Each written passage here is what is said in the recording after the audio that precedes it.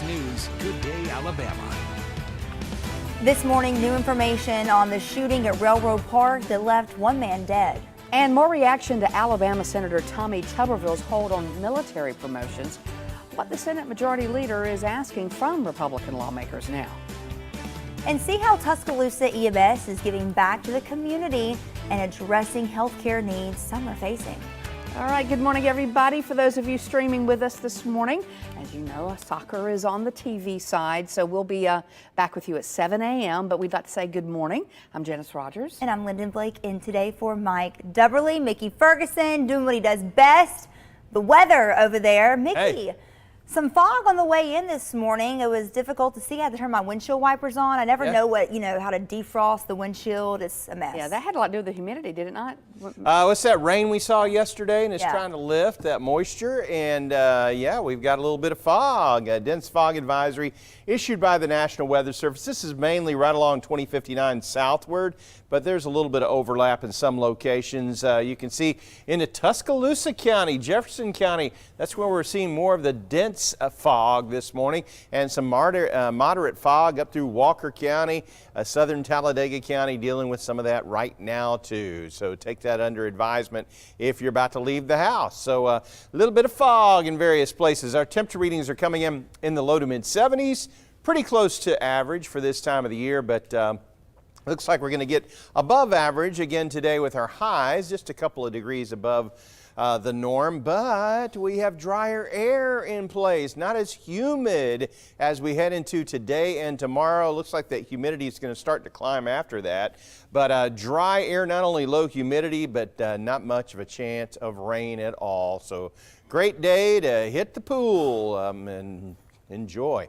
But low humidity levels, if you want to knock out some things around the house outdoors this morning, I mean, it does warm up into the mid 90s, but again, the humidity level not too bad. Tomorrow morning, we're pretty close to average, if not just a little bit below average, and our temperature readings marching on up into the 90s again tomorrow afternoon. Now, as we head into the later parts of the week, Wednesday, especially Thursday and Friday, the humidity level starts to climb again. Those dew points get into the mid 70s, so we could have those heat indices, feels like temperatures near 105 degrees again, but we also have a chance of rain and might even see a few thunderstorms roll in. Thursday, that shows at 11 a.m., and then we'll pause it right here for Friday. That shows right at noontime on Friday, we could see some scattered showers and thunderstorms. So as we go to our first alert 7-day planner, you can see temperature readings in the low to mid 90s. For highs, but the humidity level still not too bad. But we start to see the humidity level climb. We get into the Thursday, Friday. That's when we have the best chance for getting some rain and thunderstorms, but it's just at 50% at this point. And by the time we make it into the weekend, we're looking at highs in the low to mid 90s. Sunday looks to be a little hotter than Saturday. Saturday a little wetter than Sunday. Well, that's a look at the next 7 days. Check out a 10-day forecast on our First Alert weather app. We'll check the tropics coming up a little bit later. Here's Toy. Okay, thank you very much, Mickey. We are, look at this. Look at your screen if you're not looking at it, y'all. Beautiful shot of things out there. 459 northbound at Grants Mill Road. You gotta love it. Can't buy this. This is just what we have. Look at God. All right, 459 looks good, by the way, if you can see it a little bit. There, traffic moving nice and smoothly now across the area. We're dealing with a lot of fog out there in some areas, so want to give you the first alert. That's what that gold means, showing up certainly on 2059, pretty much your entire commute if you're traveling from Tuscaloosa inbound. But we look good in terms of traffic flow. Now, I want to show you what Tuscaloosa looks like if you're traveling through Tuscaloosa County. West Jefferson County in great shape as you make your way all the way into downtown Birmingham Junction. No issues or concerns there outside of the fog. We'll keep an eye on it for you. All right, Lyndon. All right, thank you so much, Toy. Well, we're still following this shocking story this morning. The estranged wife of a former Auburn football player is in jail in the Bahamas, accused in a murder for hire plot. Lindsay Shiver is charged in this case. Now, she's married to Robert Shiver, who you may remember was a long snapper for Auburn in 2008. Also charged in this case, The Dothan native's suspected lover, Terrence Bethel and Farron Newbold. Police say they uncovered this murder plot through WhatsApp messages while investigating a break-in at a local bar in the Bahamas. Their next court appearance is October 5th. Well, this morning, police are investigating after the shooting death of a 7-year-old child in Prattville. Prattville police say that the child came into possession of the gun in the apartment where they were living. This was Sunday afternoon, and at some point, the gun discharged. So far, no other details have been made available. New developments regarding one man being killed in Birmingham's Railroad Park over the weekend. The victim has been identified as 28-year-old Morgan Martin. Daquan Wilson was arrested on scene and is charged with murder. Police tell us the two got into an argument which led to that shooting. A man accused of beating a person to death at a gas station now facing charges. Lawanza McCormick is now facing a murder charge. Birmingham police say that McCormick assaulted Cedric Reese on July the 12th. This happened on 8th Avenue in Wylam. At the time, Reese refused medical treatment, but then the next day, he was found unresponsive in his home and then later died. An autopsy showed the assault is what led to his death. Alabama Senator Tommy Tuberville is not budging on his stance blocking military promotions. Yeah, Tuberville is holding up military nominations in protest to the Pentagon's policy of reimbursing military service members and their families for travel to obtain an abortion. Here's more reaction from both Tuberville and President Biden. It alarms me that we can't come to a conclusion and nobody's talking to me. It's time for the Senate of Alabama to let these generals and admirals fully serve their country and service members care for themselves and their families. The Senate passed the National Defense Authorization Act with bipartisan support. Senate Majority Leader Chuck Schumer is calling on Republican leadership to talk with Tuberville.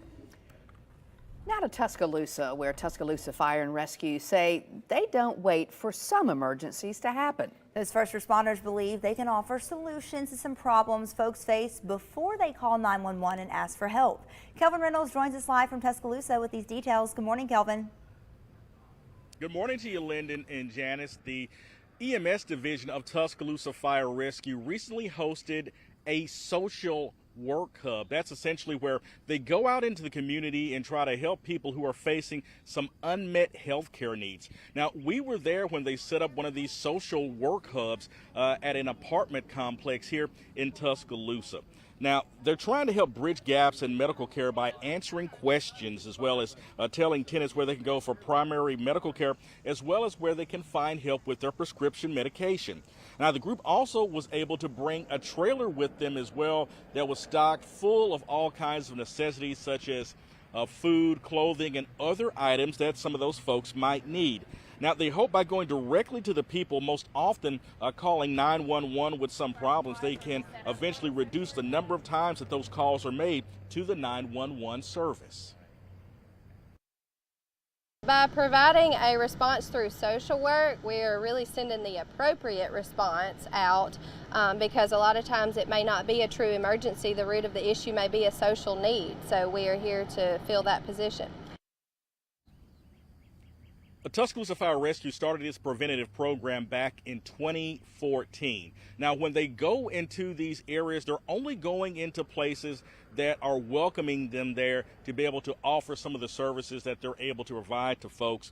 We're also told that they try to do this at least once a month over the course of a year. Kelvin Reynolds, WBRC, Fox 6 News on your side. Calvin, thank you. In Birmingham Smithfield community, a District 5 community health fair where they offer neighbors there free food and health screenings. Organizers say they want to make sure that people know the many health care resources that are available to them. Birmingham City Councilor Darrell O'Quinn says that everyone must get help if needed. Healthcare is an area of disparity. You know, a lot of our neighborhoods don't have ready access to healthcare services, and so we felt it was important to bring everybody together in one location. The Smithfield community was also recently awarded a grant worth $50 million for community revitalization. Galleria Woods is a community for seniors, and they're celebrating National Friendship Day by highlighting a fantastic friendship that started many years ago. My daughter says, "Mom, you just must stand on the corner and say, I need a new friend." Well, friendships are important to Ruby Ingram, so when she moved to Galleria Woods several years ago, she was thrilled to find her old friend living just a few rooms down. They started their friendship in the 60s as neighbors in Hoover. She says their friendship has grown stronger, and she enjoys the company of both her old and her new friends. As the new residents come in, I'm one of the first people to meet them and welcome them to their new home, and who knows, we may just have a special bond. And Ruby says it's truly amazing to have such a great group of ladies to lean on and create memories every day. So I'm happy she's reunited. I can't imagine being reunited with my best friend. I know, there's nothing like friendship. All right, well, that does it for us for now on the streaming side. We'll be back, though, next half hour online once again. And of course, we will see you live on air at 7 o'clock right